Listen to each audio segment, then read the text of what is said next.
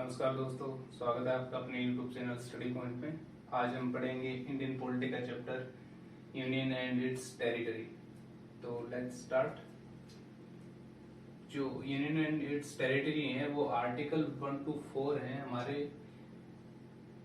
Constitution के part 1 में, जो कि डील करता है यूनियन एंड इट्स टेरिटरी को, संघ और उसके क्षेत्र। जब ओरिजिनल जो हमने कॉन्स्टिट्यूशन बनाया था 26 नवंबर 1950 को, उसमें हमारे ओरिजिनल पार्ट थे 22 और यहाँ पे ये पार्ट 1 में आया है हमारा union territory and it's territory. तो पार्ट 1 में आया है तो ओके, आपका एमसीक्यू यहाँ पे बन सकता है एक कि कौन से पार्ट के अंदर अपना यूनियन एंड इट्स टेरिटरी आता है इंडियन कॉन्स्टिट्यूशन के। तो ये आता है अपने पार्ट 1 के अंदर। जिस टाइम पे इंडियन कॉन्स्टिट्यूशन बना था इंडिया का, तो उस टाइम पे ओरिजिनली हमारे आर्टिकल थे 395 एंड शेड्यूल थे 8। आज एज ऑन डेट हमारे जो पार्ट हैं वो 25 हैं एंड आर्टिकल है 448। ये थोड़ा ऊपर नीचे हो सकता है, एग्जैक्ट डाटा आप चेक कर लीजिएगा। एंड शेड्यूल है 12 एज ऑन डेट। आज हम पार्ट बाय पार्ट आर्टिकल 1 से 4 तक कवर करेंगे। आगे हम जानेंगे article 1, that is describe India, that is Bharat as a union of state. तो इसमें आगे हम जानेंगे यूनियन ऑफ स्टेट का क्या मीनिंग है। इनिशियली जब नाम डिसाइड हो रहा था तो कुछ कॉन्स्टिट्यूशन असेंबली में कुछ लोगों ने वोट किया था ट्रेडिशनल नेम भारत के लिए और कुछ लोगों ने मॉडर्न नेम इंडिया के लिए अप्रोच किया था। तो लास्ट में एक कंसंट्रेशन आया कि इसका नाम, दोनों नाम रख दिया जाए, that is India, that is Bharat as a union of state. इसमें जो टाइप ऑफ पॉलिटी है वो 2 टाइप्स की है।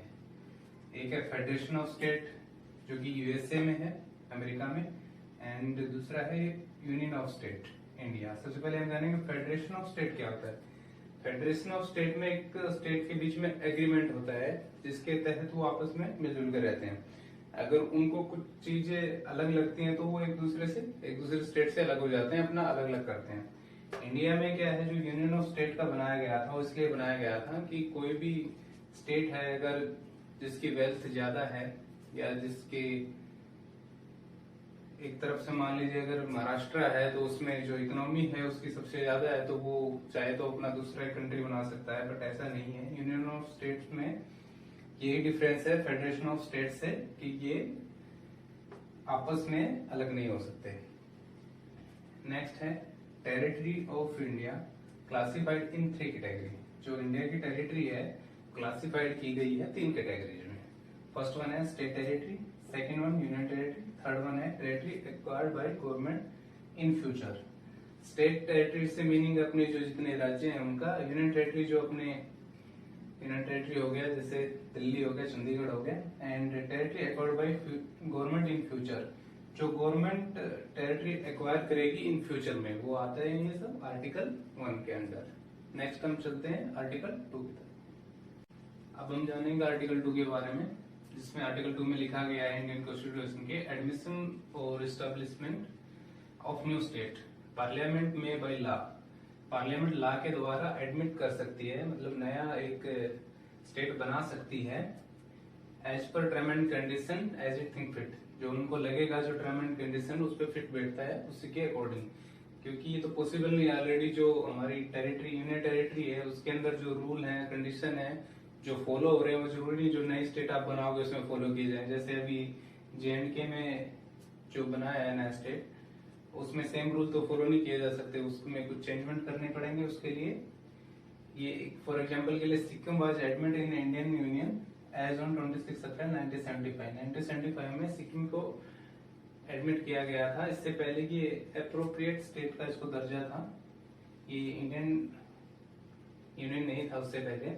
एंड एग्जाम्पल के लिए आप ले सकते हो, जैसे कोई विवादित जमीन टाइप है जिसपे कब्जा है, यानी कि पूरी तरीके से आपकी नहीं है, इसमें वो कंडीशन अप्लाई होती है। चाहे सेम आर्टिकल 3 में डिफरेंट है, उसमें भी न्यू स्टेट की बात हुई है, बट इसमें न्यू स्टेट वो है जो ऑलरेडी एग्जिस्ट नहीं करता है, आर्टिकल 3 में ऑलरेडी एग्जिस्ट करता है उसमें मॉडिफाई करना है, आर्टिकल 2 में है जो एग्जिस्ट नहीं करता है वो न्यू स्टेट आपको बनाना है।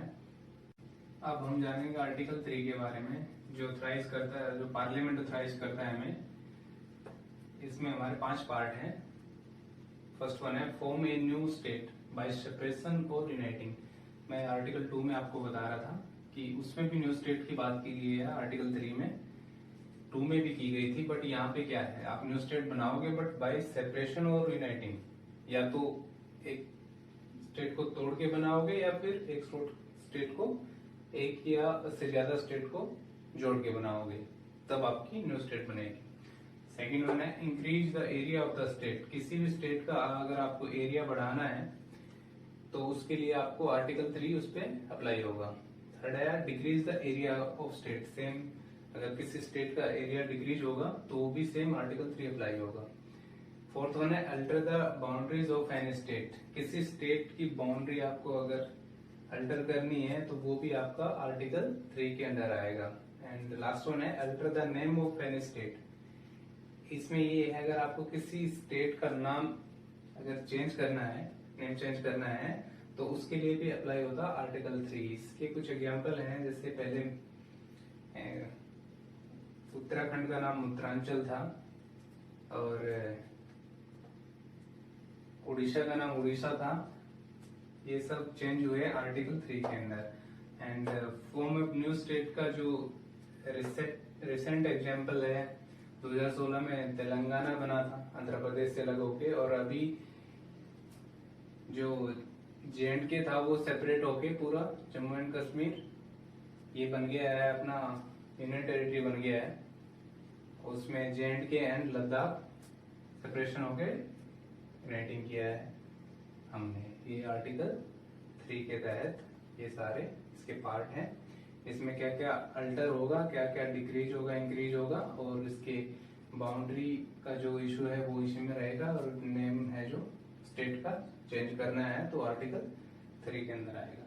और लास्ट में हम जानेंगे आर्टिकल 4 के बारे में, जिसमें लिखा है article 4 states that in order to implement Article 2 and Article 3, Parliament do not need any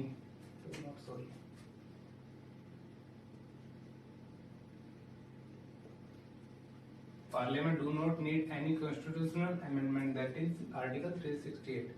जो हमने लास्ट वीडियो में प्रियम्बल वाले में पढ़ा था उसमें आर्टिकल 368 था कि पार्लियामेंट को फुल पावर है इंडियन कॉन्स्टिट्यूशन अमेंड करने की आर्टिकल 368 के तहत। इसमें लिखा गया है कि जो इम्प्लीमेंट होंगे आर्टिकल 2 एंड आर्टिकल 3 की तहत, उसमें पार्लियामेंट को कोई कॉन्स्टिट्यूशनल अमेंडमेंट करने की जरूरत नहीं है। Such law can be pass bye simple majority and ordinary legislative process. जो नॉर्मल हमारे बिल पास होते हैं लेजिस्लेचर में, उस सिंपल प्रोसेस, सिंपल मेजोरिटी के साथ इसमें ऑर्डिनरी बिल पास कर सकते हैं। जिसमें किसी भी स्टेट का अगर नाम चेंज करना है तो उसमें उस स्टेट लेजिस्लेचर जो रहेगा स्टेट का, उससे प्रपोजल लेंगे, बाद में वो उसका नाम चेंज कर देंगे।